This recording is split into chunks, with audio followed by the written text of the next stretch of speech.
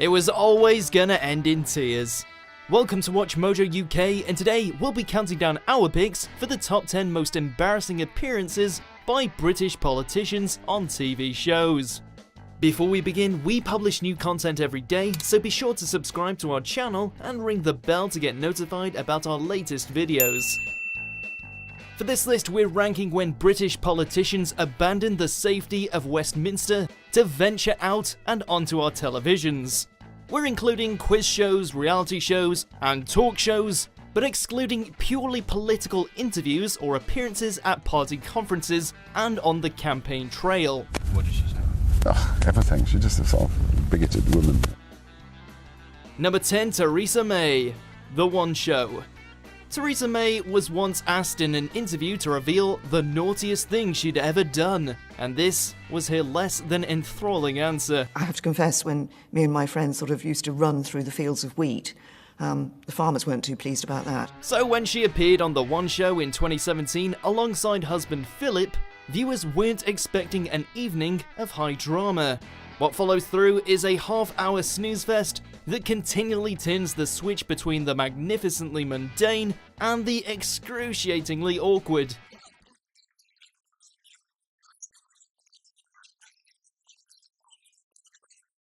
Among other momentous revelations, we learn about the PM's shoes, cookery books, and who takes the bins out in the May household. Brilliant.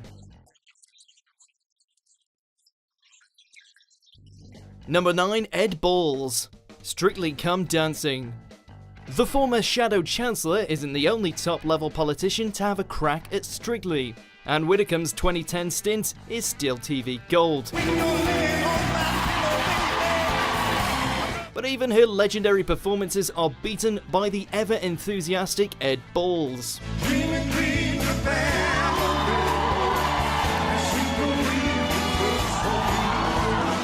The Radio Times once dubbed him the best ever Strictly contestant, and he won plaudits for the gusto with which he threw himself into routines. But it is almost impossible to watch him dance the salsa Gangnam Style without suffering a major bout of incurable cringe.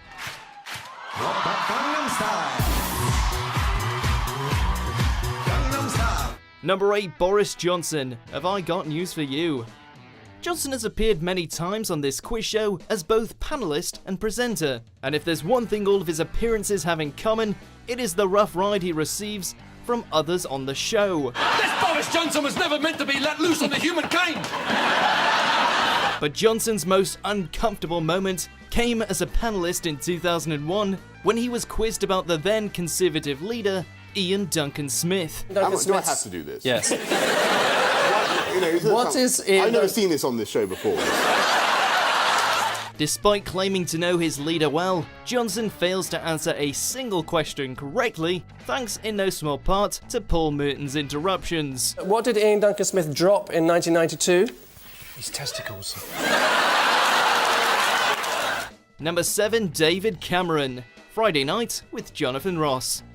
As an experienced politician, Cameron has fended off questions from some fearsome interviewers in his time. Can I call you D to the AVE? But when he was grilled by Jonathan Ross in 2006, he encountered a line of questioning we suspect he'd never received before. You may have rejected the possibility, but I think you probably considered Margaret Thatcher in a carnal fashion. And just when you're unsure on what Ross is insinuating, he poses the question again, more bluntly, a few minutes later. Ofcom received hundreds of complaints about the interview, but ultimately Ross was cleared of being what some described as vulgar, disrespectful, and unfair. For lots of family, childcare is the biggest issue in their lives. They've voted for these things. But did you or did you not ever have a wank thinking of Thatcher? Number 6, Lembit Opik. I'm a celebrity, get me out of here. When politicians participate on this show, it's usually fairly forgettable, but this one will be remembered for all the wrong reasons. Here's a little song I wrote, might want to sing it note for note, don't worry. When the former Lib Dem MP wasn't getting bitten by a snake, he was driving campmates to distraction with his inane chatter. I do feel what I've just eaten is very cleansing, to be honest with you. How do you know it's cleansing? You just don't know. Because something that tastes like that has to be good for you. Lambert's poor attempts at humour failed to impress the public, and the funniest thing he said probably came in his exit interview, when he claimed his time in the camp had proven he was capable of surviving in the jungle. Watch out, Bear Grylls, you got some competition. The landlord say your rent is late. He may have to litigate, don't Is he doing worry. West Indian accent? Number 5, Nigel Farage. Have I got news for you? Besides Boris, plenty of other politicians have come unstuck on Have I Got News for You, with Robert Kilroy Silk once almost coming to blows with his team captain. Robert, shut the f*** up! No! But we've gone for Nigel Farage's extremely awkward appearance in 2014, when he was asked about a claim that UKIP was a bunch of fruitcakes and loonies.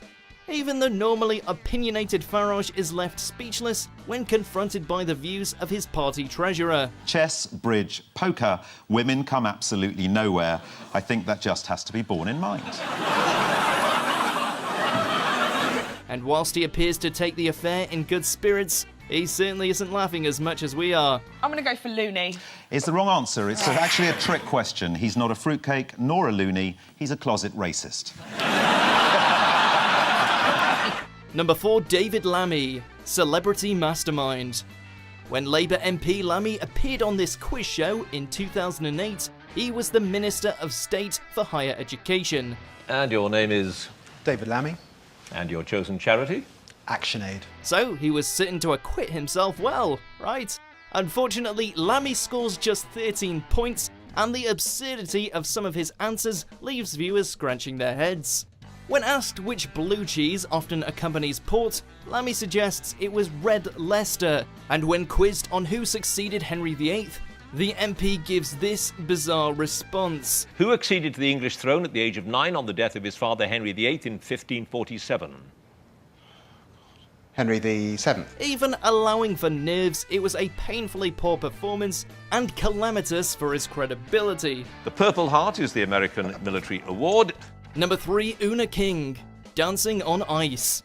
Despite lasting just 3 weeks on the figure skating show, the former MP for Bethnal Green and Bow made a lasting impression. Baroness, you certainly live up to your title, because that duel was barren of any attack or any oomph. Her performances were regularly savaged by the judges, with Jason Gardiner in particular laying the boot in. 3.5. That gives her a total of 20.5 out of a possible 40. To top it all off, on her final skate, King trips her partner Mark Hanratty before their routine even begins. Please welcome back to the ice, Una King and Mark Hanratty. Mark suffered a dislocated shoulder, and whilst he bravely returns to complete the dance, it wasn't enough to save King from an embarrassingly early exit. Number 2, Michael Fabricant, First Dates. As part of a fundraising event for Stand Up to Cancer, Conservative MP Fabricant appeared on this fan-favourite dating show opposite a fantasy novelist called Jan. Things start off well, but the dinner hits the rock when Jan makes a particular comment about Fabricant's hair. The wig is a bit of a giveaway. Why do you feel you need it? Get rid of it. Afterwards, the MP acknowledged in a tweet that he had made a tit of himself by overreacting. Oh, what a showstopper. Fancy saying that. But all's well that ends well. The scene scooped more publicity for the charity, and the couple reportedly met up after the show for a second date away from the cameras. Can we not discuss hair? I won't discuss your breasts if you promise not to discuss my hair. Number 1, George Galloway, Celebrity Big Brother. Firebrand politician Galloway claims he went on this seminal reality show to reach a broader audience with his political message. Unfortunately, the impression he made is unlikely to be the one he intended. As well as prancing around in a red leotard and revealing that his favourite pursuits are sex and sunbathing, Galloway performs this bizarre and now famous feline roleplay with actress Rula Lenska. More tickles on the back, yes. After being booed by the crowds at his eviction, even his supporters had to admit his appearance on the show was a catastrophe. Get it? Has it been a trying day with all those people coming into the house? Has it? Do you agree with our picks? Check out these other great clips from WatchMojo UK and subscribe for more great content.